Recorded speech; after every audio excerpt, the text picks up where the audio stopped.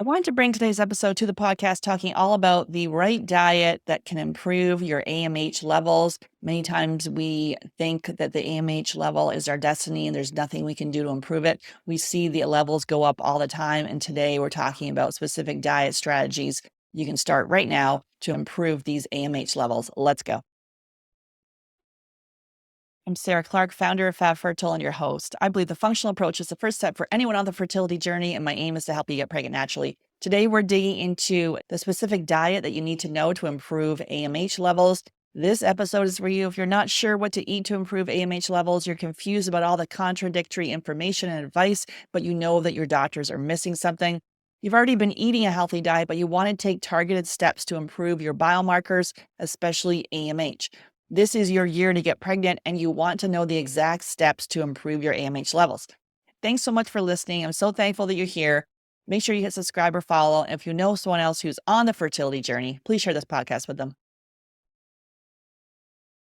Okay, so we are going to be talking all about how to improve AMH levels by looking at your diet. I've done many episodes on this, but today I want to specifically talk about the AMH levels. AMH is a predictor of how well you'll do with IVF. It doesn't predict your ability to get pregnant naturally. It doesn't talk about your egg quality or your uterine receptivity. It's how well you'll do with IVF. We don't want to be blind to that number, but we see AMH levels go up all the time. And also it's important to look at the other biomarkers that may be off or not optimal. And when we work on that, lo and behold, the AMH comes up. So today we're going to be talking about diet, what we can do specifically to improve AMH levels. So anti-inflammatory foods, making sure you're having some fatty fish such as salmon, sardines, mackerel, leafy greens such as spinach or kale or Swiss chard that are high in antioxidants. Berries, blueberries, strawberries, blackberries, all those are packed with antioxidants. Some of those anti-inflammatory foods can be helpful.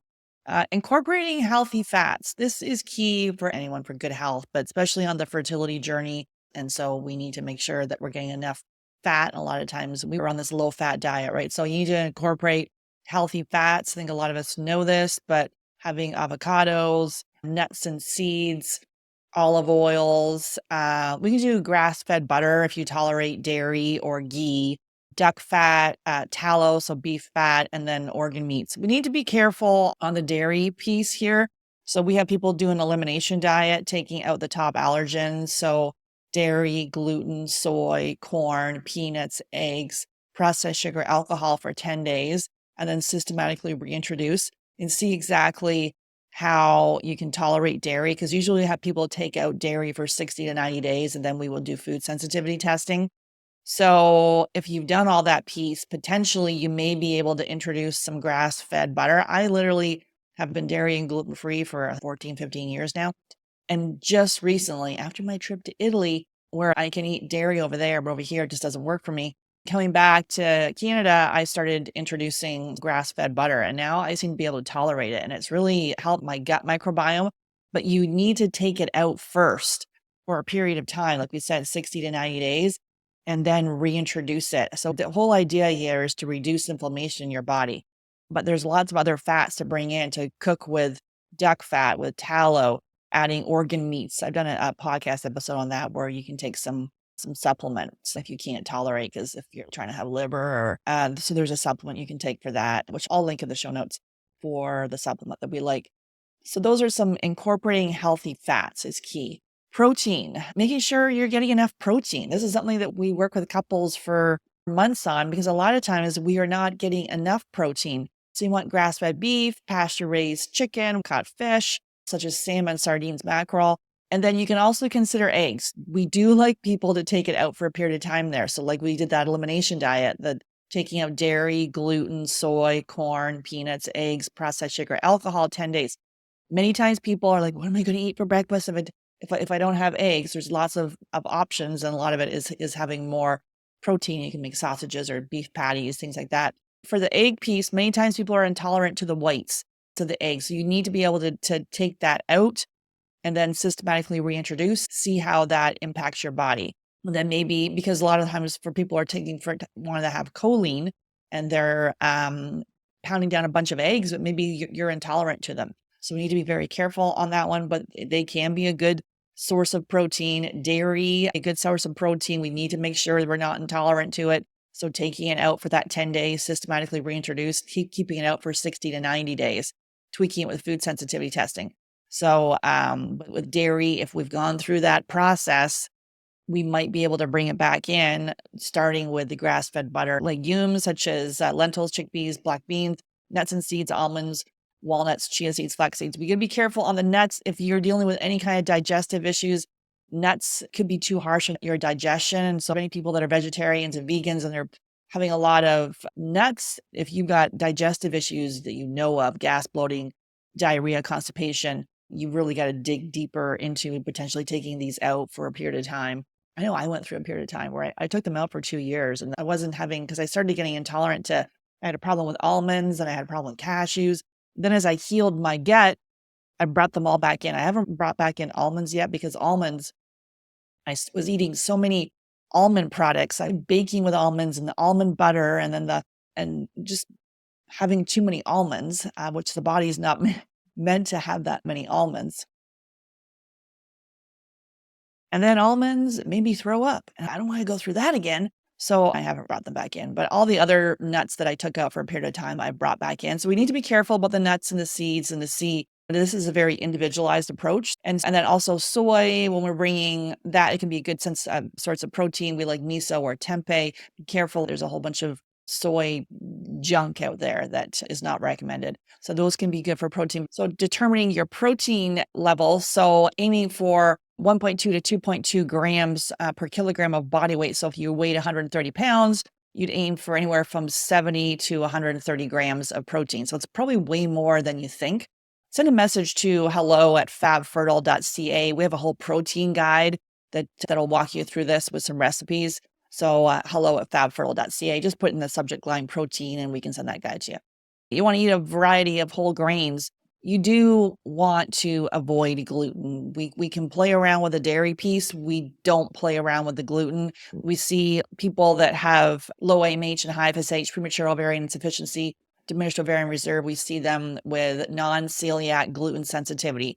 We do need to be mindful of some of the cross reactors where the body then identifies other cross reactors such as dairy, corn, oats as gluten. So we need to be mindful of that piece, as I was talking about potentially some grass-fed butter. So, but we can have quinoa, brown rice. So making sure you're getting some whole grains into your body, which can help regulate blood sugar levels, insulin, which is really important for hormone balance and also containing B vitamins, crucial for hormone production. And then also increasing plant-based foods. We're always saying eat the rainbow of vegetables. I remember interviewing someone years ago and she was saying, making sure you have 13 vegetables every day, different ones. So if you had a salad, just because it's filled with all of lettuce, that's only one. So in the salad, you can have cucumbers and mushroom and tomato and celery and carrots. And so having 13 different types of vegetables. And you have to actually, to do that, because a lot of times we're having 2 or 3, right? If you have that kind of magic number there, and sometimes you can start it with your smoothie, just packing all these things into your smoothie. We just need to be mindful of the cruciferous vegetables. If you do have a thyroid issue, and we do see thyroid issues across the board here with people that have low AMH and high FSH. So you're adding all these cruciferous vegetables, broccoli, cauliflower, Brussels sprouts, and kale, and those are good for detoxification and hormone health. But we want to make sure those are cooked, because if they're raw, they can impact the thyroid production. So we just need to be mindful about that. Always have that in the cooked form. Other plant-based foods can be the legumes, like we talked about, lentils, chickpeas, beans. Be very mindful of the lentils, because it's interesting on what they put, because you think, okay, I'm buying a bag of lentils. Great. I literally was buying a bag of lentils. I'm like, why do I feel like garbage? I'm like, I can't eat lentils anymore. Something's happening in my gut. And I look in there and it says may contain wheat or dairy. What is that doing in the lentil bag? So now if you find actual organic lentils, the ingredient is lentils. Another one I had was I was buying navy beans. I'm like, grab the organic navy bean can off the shelf. Going, why do I feel like crap? May contain gluten. Well, what the heck is gluten doing? So anyways, they want to thicken things up. So don't just take it for granted that if you're buying a bag of something or a can, making sure that it does not have any cross-contamination in there. It's interesting what they like to put in our food. So increasing your plant-based foods, other things to improve. So that's number 5. So just to recap, so there are 10 things to improve AMH levels from a diet lifestyle perspective. So focus on the anti-inflammatory foods, incorporate the healthy fats like we talked about, get enough protein. Contact me for that pro guide if you'd like. Eat a variety of whole grains, not gluten. Take it out. 100%. Don't cheat. There's no cheating on this. Not you having a piece of cake on the weekend. You've got to go 100% to gluten-free. Increase the intake of plant-based foods, having more vegetables. Consider some supplements. Looking at some foundational supplements, I see a lot of people taking a boatload of supplements, and maybe you just have expensive pee. We need to be very mindful of the supplements. There's a huge industry out there. Obviously, part of our protocols, we're using supplements, but they're based on testing and based on your biomarkers. So some of the foundational supplements that we look at, so we're looking at CoQ10, which has been proven to improve egg quality. So you want to look at CoQ10, a probiotic, which is good for your gut microbiome, magnesium glycinate, which can help balance estrogen and progesterone levels, improving ovulation, and also helping with insulin sensitivity and improving egg quality. Omegas, so that can help to reduce inflammation. Everyone should be taking an omega. Might want to consider that. Sometimes we'll take a more targeted approach to that one, but that can help improve egg quality, ovulation. Vitamin D. So we want you to take vitamin D3K2 so you can actually absorb it. Many studies talking about how low vitamin D and low AMH are correlated there. And so making sure that you are going to be optimizing your vitamin D levels. So we see deficiencies are very common. And then a methylfolate in your prenatal. Do not have the folic acid. It's a synthetic form of folate. Many times people have the R gene variant. So 60 to 80% of us have that. Maybe you're not able to methylate or absorb all your B vitamins. And so this is crucial for reproductive health. Don't have folic acid. So those are some of the foundational supplements. Also, your partner taking all of those, except he would then take a men's prenatal too. And then anything else, we're going to be doing that food sensitivity testing, gut microbiome testing. We do genetic testing, looking at your specific gene variants and really customizing this piece for you, because otherwise, like we said, we see people taking so many supplements, the laundry list of 20 to 30, and you could just have expensive pee and you're not absorbing them, and it's just the wrong move for you. So number 7, I think we all know this, but I was guilty of it. Limiting your processed foods. Basically, you want to eliminate ultra processed foods and you want to eliminate fast food. For years, I had a fast food thing. This was years ago, but McDonald's and other fast food, and then processed food. You need to be careful on the gluten-free side of things. So there's dirty keto and dirty gluten-free, where you're just having gluten-free garbage, cookies and chips. I have been there. I had a vicious chip habit. Because I said gluten-free for about 14, 15 years. And I never really even liked chips. I'm more of a dessert person, but then I'm like, oh, I can't eat a lot of other stuff. So I thought it's not the case. But then I got into this chip thing, and I would have chips on a Friday. And then so I'd say, oh, I'll have chips on the weekend, Friday, Saturday, and then I'd have it on Sunday. And then it started to be Thursday, and then it became Wednesday. And then it became, I was having a bowl of chips every night when I was watching some show. And I'm like, what am I doing? I don't even actually enjoy these chips. And then they're also filled with those seed oils. So the canola, the safflower, the grapeseed, the rapeseed, the peanut oil, like all those seed oils, which cause inflammation in your body. And we can go down a slippery road of having all these highly processed snacks, crackers and chips.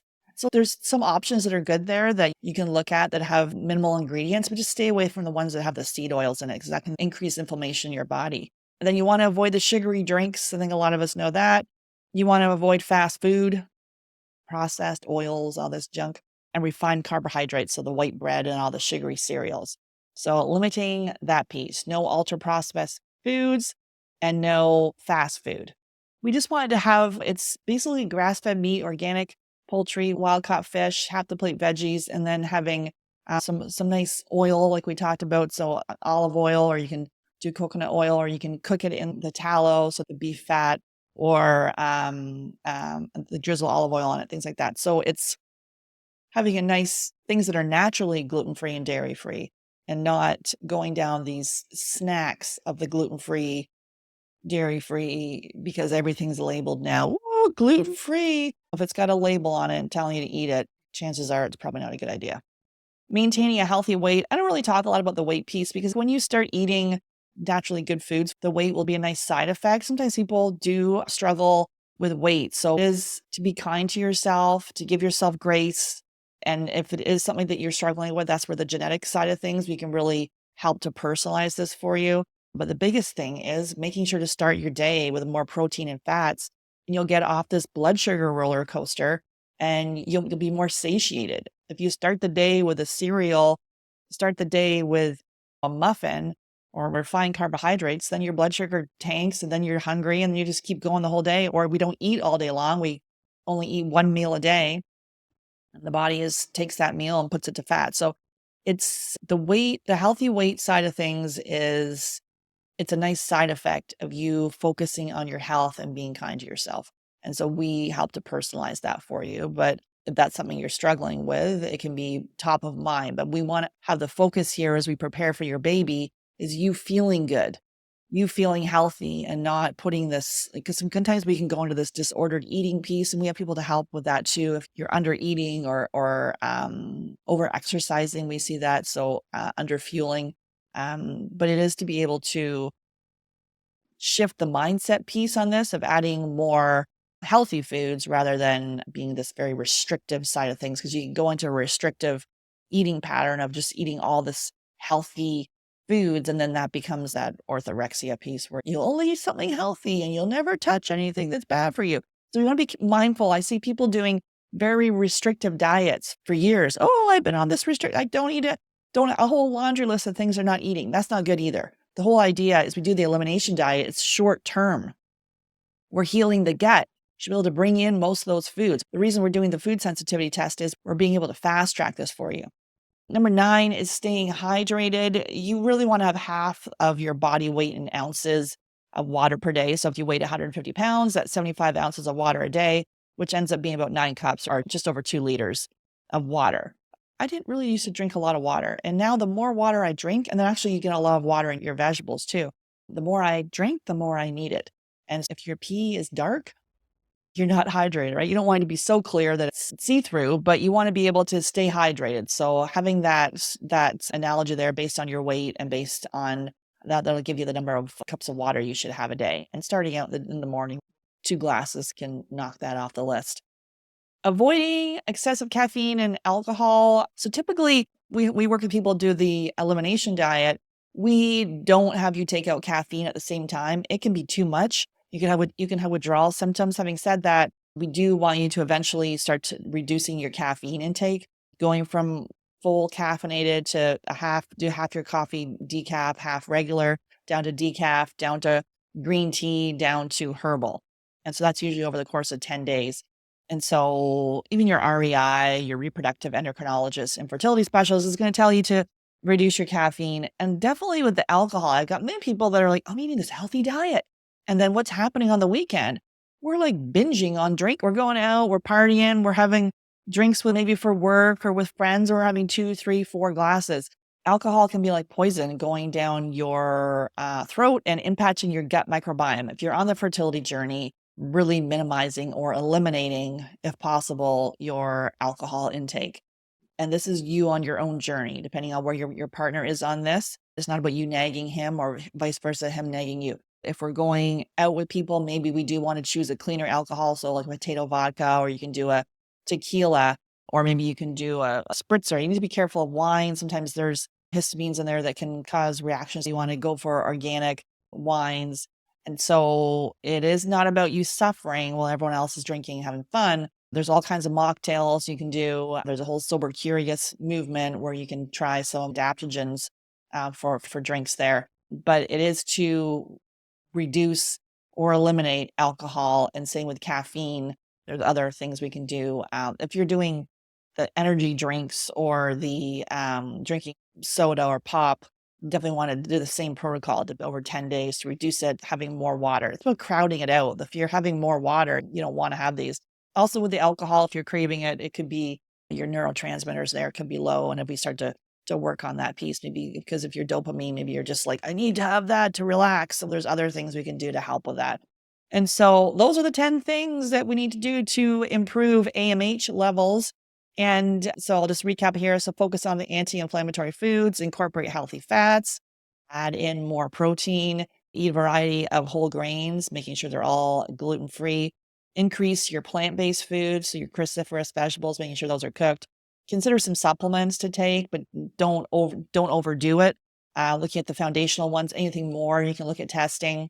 Limit the process. So limit the fast food and the ultra processed foods. Say goodbye to those. The red dye number 10 and all that, all those dyes, horrible. Maintain a healthy weight. Give yourself grace here. If there's something you've struggled with, focus on your health and how you're feeling and not necessarily the number on the scale. Stay hydrated, drink enough water and avoiding that caffeine and alcohol, not right away, but as if you're doing an elimination diet, you can do it afterwards. And then consider starting that elimination diet, taking out the top allergens and systematically reintroduce them over 10 days. I'll have a link in the show notes there. Email hello@FabFertile and just say 10-day. And in the subject line, it'll tell you how to start the elimination diet, take out those top foods and systematically reintroduce them.